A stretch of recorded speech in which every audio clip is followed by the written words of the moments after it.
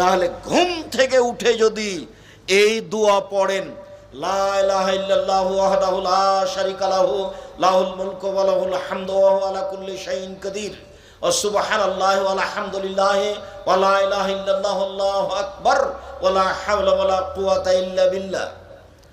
আরেকটু কথা এখানে থেকে যাচ্ছে যে এই দোয়া পড়ে যা বলবেন সেটাই কবুল হবে। তার আরেকটু শর্ত হচ্ছে ওযু করে শুইতে হবে। বুঝাতে পারেনি কথা? ওযু করে শুইতে হবে।